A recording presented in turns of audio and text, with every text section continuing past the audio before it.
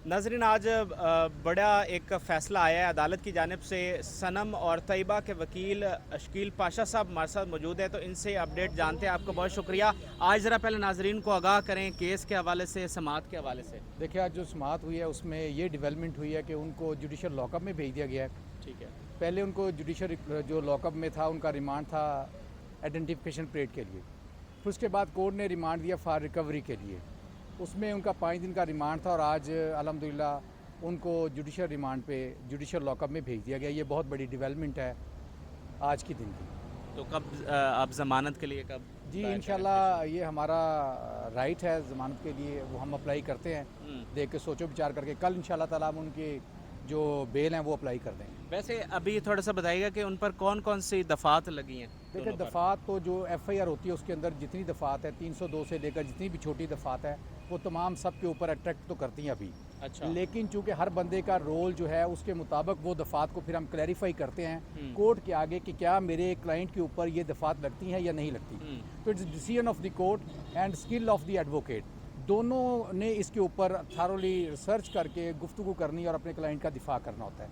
तो दफ़ात तो जो एफआईआर के अंदर है ना वो मैं अभी डिलीट कर सकता हूँ ना निकाल सकता हूँ, लेकिन मैं पार्ट ऑफ आर्गूमेंट अगर कोर्ट मेरे साथ एग्री करती है तो वो फिर दफ़ात डिलीट भी हो सकती हैं और बेल भी हो सकती है। पाशा साहब ये बताइएगा कि 5 दिन सनम जवेद और तैयबा राजा रिमांड पर रही हैं, उस 5 दिन में इनसे क्या तफ्तीश हुई है? और क्या तफ्तीश बरामद हुई है? देखें, चीज़ें जो तफ्तीश का हिस्सा है वो उसके बरामद किया है। वो डंडे शंडे तो रूटीन में वहाँ पे पड़े हुए थे जो उन्होंने उनसे बरामद कर लिए हैं। उनसे कोई कोई ऐसी चीज़ तो बरामद हुई नहीं जिसके ऊपर हम कुछ सोचें या हमारे लिए कोई प्रॉब्लम हो या हमने कोई प्रॉब्लम रियासत के लिए क्रिएट की हो, उसके ऊपर तो कोई बात नहीं। नहीं, तफ्तीश के दौरान क्या पूछा गया सनम जवेद से और तैयबा राजा से? क्या देखिए, तफ्तीश के दौरान जो तफ्तीशी अफसर के दिल में है उसने वो सारे सवाल किए और उन्होंने हर सवाल का वो जवाब दिया बड़े रिलैक्स अंदाज में। तो जो सवालात किए गए ज़ाहिर है वो हमारे साथ उस तरह तो शेयर नहीं हो सकते, ना हम मीडिया पे उस तरह उनको शेयर कर सकते कि क्या उनसे पूछा फिर क्या उन्होंने जवाब दिया। It's part of the investigation and between accused person. Tayyaba Raja के वकील भी आप मुकर्रर हुए हैं, वो भी आप देख रहे हैं कि जी, वो भी क्या मैं कह मामला है?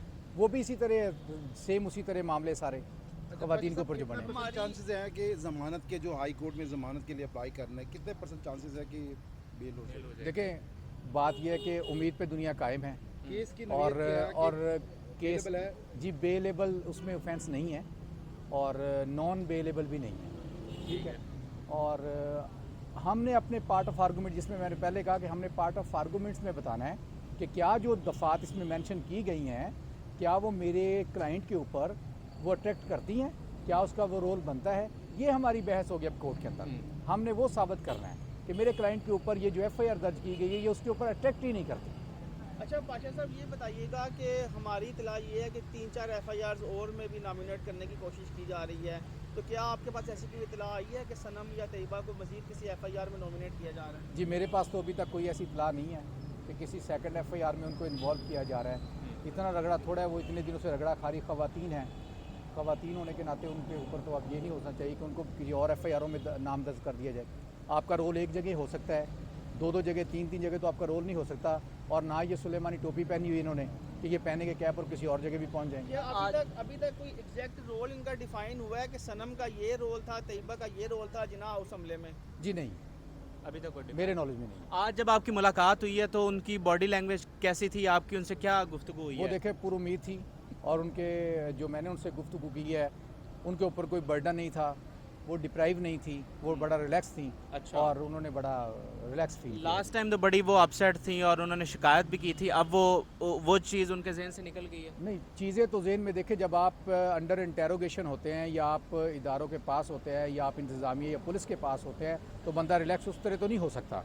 लेकिन आज चूँकि जब ये गुड न्यूज़ आई है तो तब से वो रिलैक्स है। तब से अच्छा एक ये भी बता दें कि इनकी फैमिली की तरफ से भी ये बात सामने आई थी कि ये एक सियासी शख्सियत की जानिब से मुकदमा बनाया गया है। उनकी तरफ से कहा गया कि इनको रगड़ा लगाओ और अगर ये माफ़ी मांग ले तो रिहाई हो सकती है। अब भी वो डील वाला ऑप्शन है या वो वाक़ितन था या नहीं था? देखिए, आपके पास क्या इत्तलात हैं? इसके ऊपर तो मैं इतना कह सकता हूँ कि नो कमेंट्स, मैं इसके बारे में नहीं इतना जानता। आपका कोई अच्छा सवाल? पाशा साहब, आखिरी सवाल आपसे ये है कि सनम जवेद, तैयबा राजा 17 खवातीन हैं, आप एग्जैक्टली कितनी खवातीन की वकालत कर रहे हैं? और ये जो FIR है 96/23 ये FIR है क्या? देखिए, मैं इनमें 2 खवातीन का वकील हूँ, जैसे आपने नाम उनका पहले बता दिया दोनों का, मैं उनका वकील हूँ। और इस FIR में 302 भी है। दीगर सबसे बड़ा जुर्म तो 302 है कि किसी को मार देना, जान से मार देना। इससे बड़ा इस सोसाइटी या माशरे में कायनात के अंदर और कोई जुर्म नहीं है। जिसको मारा है उसकी डेड बॉडी मिली है?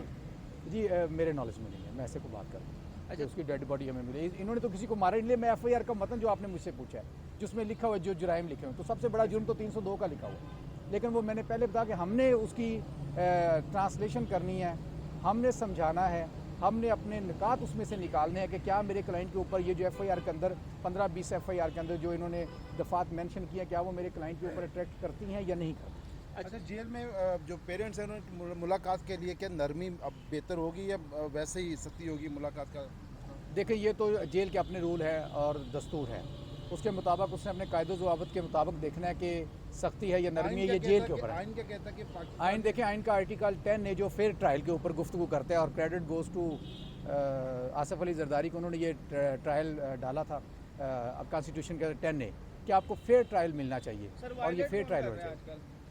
आसिफ अली जरदारी हुकूमत में है तो इस आइन को वायलेट कौन कर रहा है? देखिए, मैं इसके ऊपर कोई गुफ्तगू नहीं करना। अच्छा, अच्छा, मैंने जो आइन का आन के बारे गुफ्तगू की तो मैंने वही उसके ऊपर आपको अच्छा, बताया। तैयबा के हवाले से बता दें, चूँकि उनकी फैमिली यहाँ पर नहीं है, तो सनम तो चूँकि हमें मुस्कुराती हुई और उनकी फैमिली भी उनको सपोर्ट कर रही है, तो तैयबा का क्या उनकी बॉडी लैंग्वेज और वो उनसे आपकी क्या बात हुई? मैं समझता हूँ तैयबा भी दुरुस्त है, उसके ऊपर भी कोई ऐसा बर्डन नहीं है। अच्छा। फैमिली का होना ना होना, जब उसको वकील मिले तो फैमिली ने भी तो वकील ही करवा के देना ना, ठीक है, तो वो उसके लिए अवेल है हम। ठीक है, Thank you बिल्कुल very सही है। बहुत बहुत शुक्रिया। वकील साहब हमारे साथ मौजूद थे और हमें तफसीलात से आगाह कर रहे थे। एक बड़ा फ़ैसला जो है वो आ चुका है, जुडिशल कर दिया गया है सनम जावेद और तैयबा राजा को। तैयबा की फ़ैमिली इस्लामाबाद में रहती है और पता ये चला है कि उनके बुज़ुर्ग वालिद हैं और एक छोटा उनका भाई है, तो वो यहाँ पर नहीं आ सकते। तैयबा यहाँ पर जॉब करती थी लाहौर में और साथ साथ वो PTI के साथ फिर वाबस्ता हो गई। तो फिर सनम की जो फैमिली है उन्होंने ही जो सारा केस है उसको परसू कर रहे हैं, वकील भी उन्होंने हायर करके दिया है। तो अभी कुछ अच्छी खबर तो है कि उनको जुडिशल कर दिया गया है, लेकिन अगर हम कोर्ट रिपोर्टर से बात करें या वकला से भी बात करें तो वो ये कह रहे हैं कि ये अभी भी इतना आसान नहीं है। बेल अप्लाई होगी, लेकिन जो दफ़ात डाली गई हैं 302 से लेकर बड़ी बड़ी दफ़ात जो हैं, संगीन दफ़ात जो कि नॉन बेलेबल दफ़ात हैं, वो उसमें इंक्लूड की गई हैं, तो आसान नहीं होगा उनको बेल मिलना, लेकिन उम्मीद की जा सकती है। हाई कोर्ट में वो कह रहे हैं कि हम बेल अप्लाई करेंगे, तो लेट्स सी कि क्या होता है। अभी कुछ देर में उन्हें यहाँ ATC से जो है वो जेल मुंतकिल कर दिया जाएगा। आपको मज़ीद अपडेट करते रहेंगे। फ़िल वक्त के लिए हमें इजाज़त दीजिए। अल्लाह हाफ़िज़।